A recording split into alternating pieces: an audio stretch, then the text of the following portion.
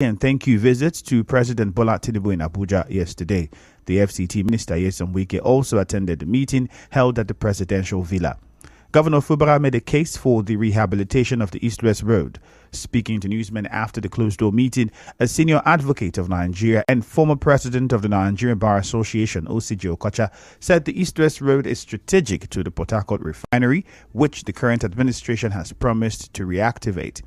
He said the Rivers State stakeholders are also in the villa to commend President Tinubu for appointing sons and daughters of the state into his cabinet and other positions. The Minister of the FCT, Ajurin Gelale, President Spokesman, and members of the Niger Delta Development Commission Board and the Southeast Development Commission Board. So we are grateful to the President and also have come to assure him of our total loyalty and support. The only issue we raised in our speech was the state of the East-West Road leading to the...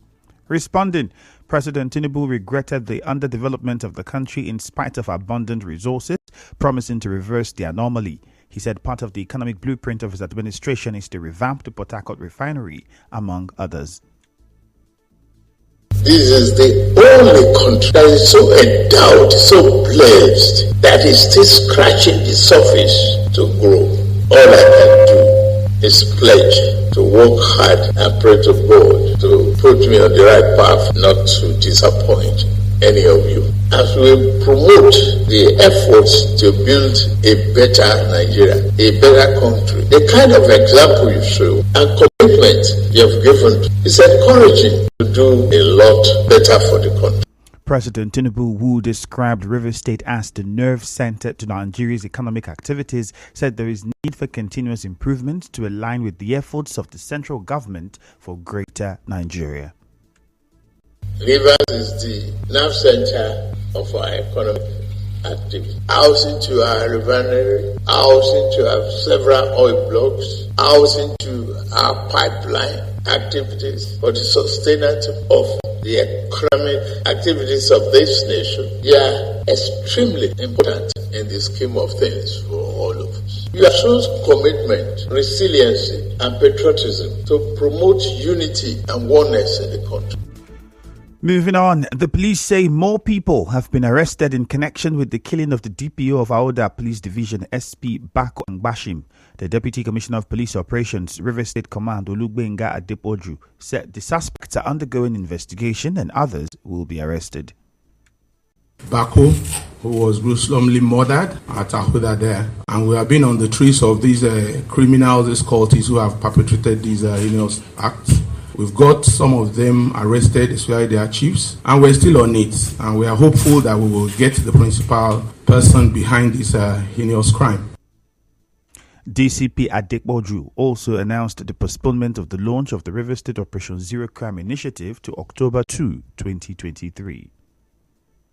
We are apologizing for deciding to change the dates because we're in a mourning mood and we feel it is right that we shift the date to another date. We're looking at 2nd of October to 8th of October.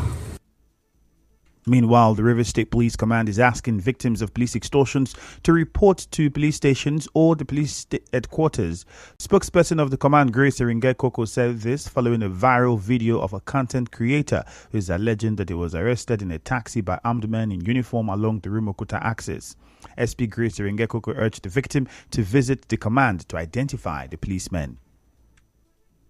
We shame our own when it comes to corruption. That you should come out so that we can identify those officers so that they will not continue that kind of act. That's what I'm appealing to him. Being him on his inbox. That you should come out. Interest is being protected. He should not be there. He reported the particular station. But we cannot identify the officers that protected that act. I'm appealing to him. And I can stand and his interest is protected. If he's not coming up, I feel it's a concept he's trying to create. Earlier, the victim in the viral video narrated how the incident happened. Wearing, I think it was ash and blue uniform, and they had, of course, their rifles and all. This was around Rumokuta, and the policemen came down after intercepting us and told me to come down from the vehicle. The intensity of the way they dropped me from that vehicle felt like I was, a drug baron. And I came down and they put me at the back seat. They came into the vehicle, one at the back, one at the front, and told us to follow the... He alleged that he paid 50,000 naira to bail himself after spending several hours at the Intelligence and Surveillance Center at Ogunabali.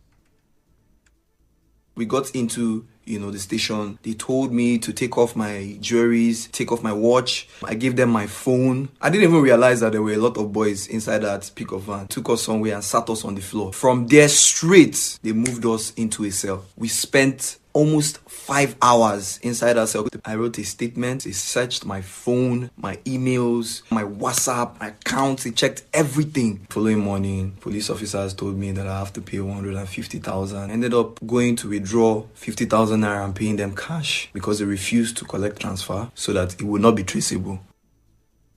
As you may know, the police have warned that police officers are not authorized to search people's phones without a warrant. In another development, the family and friends of a Port Harcourt-based poet, Kennedy Adele, are seeking his urgent and safe release after he was kidnapped on his way back to Port Harcourt from Abuja on Monday. His wife, Faith Adele, says her husband was supposed to return home on Monday, September 11, but he and other passengers were kidnapped. She tells our correspondent that the kidnappers contacted her. He was kidnapped on Monday, being 11th of September. The kidnappers reached out to me on Tuesday around 10 a.m. in the morning, demanding a ransom of 20 million naira. And they gave me till today, but I hope God will see us through this tough time. In the meantime, friends and colleagues of Mr. O's Kennedy have started an online fundraising campaign to gather necessary funds for his ransom. Reacting to this, spokesperson of the Rivers State Police Command, SP Grace Erengekoko, says the police have not been officially informed of the incident. Of that, if there is any incident or so, she's the family. I'm appealing to them to go to the nearest police station so that we can have all the facts and figures, so that we can also verify the facts and also go into the investigation to ascertain what must have caused the adoption of that. Because if they don't come to the police, we are not magicians. We know that such act has been committed. I'm really sorry for what must have happened, but I'm appealing that they should come and report to the nearest police station or to the state headquarters of North Road. Stayed with security stories, a concerned indigene of Abinigboko community in Abua Odwa local government area of Rivers State, Prince Itari, has raised alarm over the escalating security challenges in the area. Mr. Itari tells correspondent Emeka Otuka that the call became necessary following the killing of a youth, Progress Iyogo, from the community. He appealed to security operatives to arrest and prosecute the killers.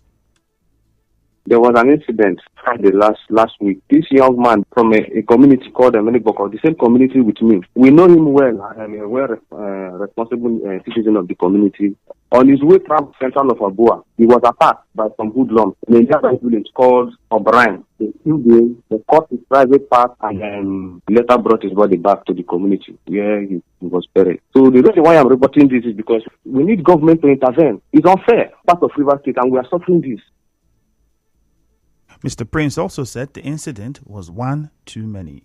Other series of attacks, like blocking of bikes, like the community has boundary with Ahuda East and Ahuda West. So if you are coming from Ahuda East, my community, you must pass part of the entire village. So along those roads, they normally kidnap. They will take your bike and they will ask you to pay some ransom. Reacting to this, the Chief Press Secretary to the Chairman of Abua Odwa Local Government Area, Dogo Bellini, said the council has banned the operation of motorcycles, popularly known as Okada, from 8 p.m. to 6 a.m. as part of measures to address the security challenges in those areas. The council are on top of the situation. We are working seriously with the security agents to handle the situation and fish out the culprits. The council has directed immediate restriction on commercial motorcycles from the hours of 8 p.m. to 6 a.m. every day. The police are yet to speak on this. The chairman of Nupeng Task Force in Choba, Endurance Ahmed, ordered tanker drivers to reopen the road yesterday after they blocked the Choba axis of the East-West Road over a disagreement with policemen in the area. Mr. Ahmed spoke to our correspondent. This IG, very close to this bridge here. They say the tracker passed through them and this tracker is faulty. He decided to park in our union. The police, they rush him. Even when he showed there, this is the Webby. It's a genuine Webby and he loaded at Gravy. They start beating him. They beat it till they dislocate his hand. So that is why we decided to block the road. He's a human being. You can't treat human being like that. The DPO is here. He's here now to settle the whole matter.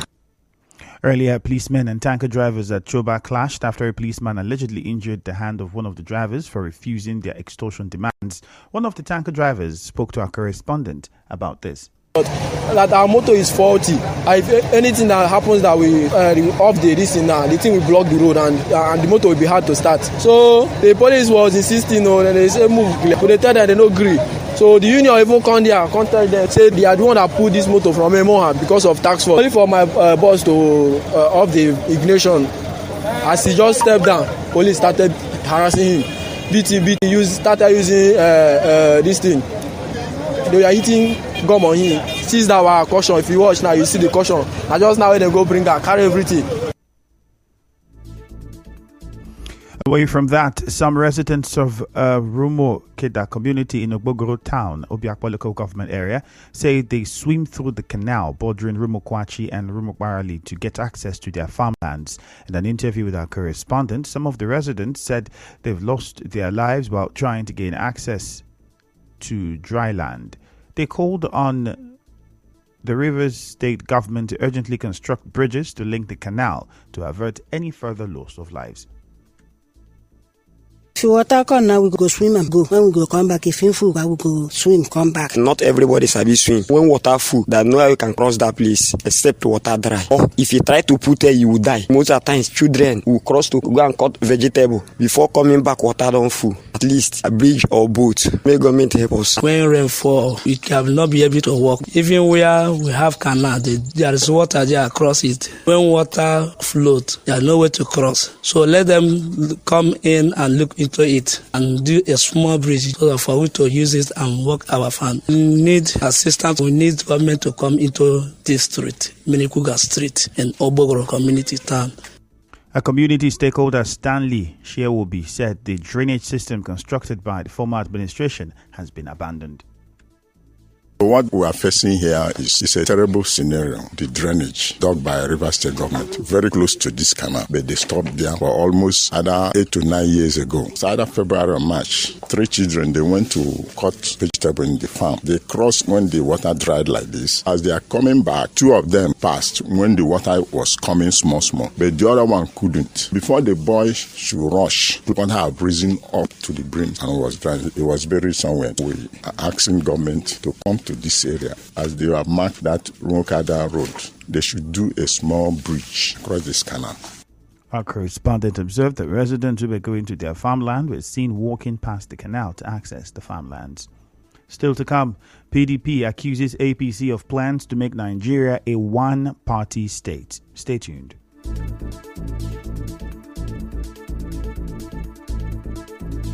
Special invitation in line with the directive by the government.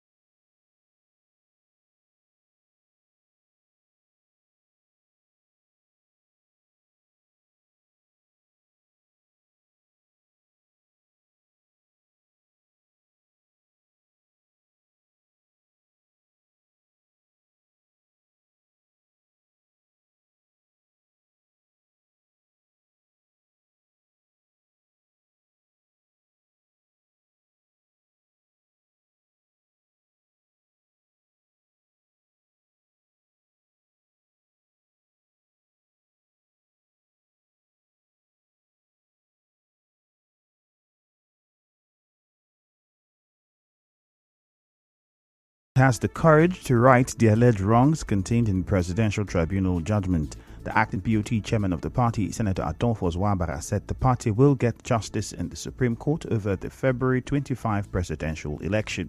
He accused the ruling APC of plotting to turn the country into a one-party state. Away from that, an APC chieftain in Emoha local government area of Rivers State, Thangod Okana, is commending the council chairman Chidi Lloyd for the developmental infrastructure he says is visible across the wards of the area. In an interview, Mr. Okana thanked the Emoha council boss and councillor representing Rundele Ward 7, Emenike Wokama, for the construction of 1.5-kilometer road with two-side drainages in Okeli village in Rundele community. He said it is the only project executed by PDP government for more than 8 years. Mr. Okanna expressed optimism that if all the projects across the communities of Emoha are completed, development will be more visible, which will help grow the economy.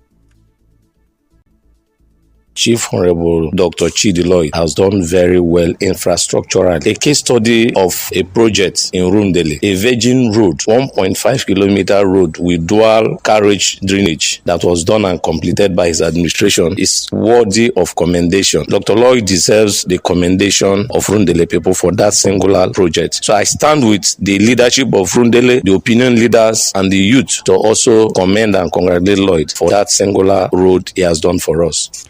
Mr. Okanda, who is also one of the leaders of the APC in Rundele Ward 7, pleaded with the Emoha Council chairman to also consider diversifying to human capital development in the interest of peace and more development.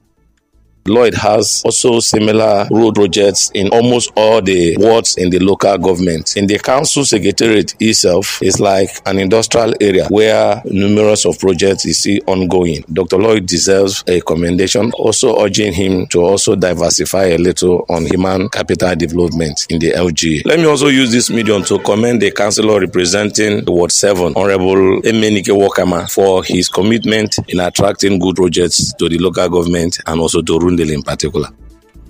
Meanwhile, the chairman of Obiakpo local government area, George Ariolu, says one of his administration's priorities is human capacity development for young people. Mr. Ariolu said this when the Obiakpo scholarship students of Chakin Maritime Academy paid him a thank you visit at the council secretariat in Rumodumaya. He explained that his administration has taken deliberate steps to train youths at the Maritime Academy to produce quality merchant navy officers, ratings, and maritime administrators that would meet the demands and challenges of the 21st century global maritime industry. With what investment we've made in you through this training, you will not come back to where you were yesterday. You move from one higher point to another higher point. And that is what it is. So I thank you for taking your studies seriously and coming out in flying colors. Making Obiakpo proud. I thank you. Any other support you need for you to find your footing as you get started, please don't hesitate to reach us. We'll continue to monitor your progress even after this graduation and you are fully employed. Earlier, some of the beneficiaries expressed gratitude to the Obiakpo Council chairman for investing in them.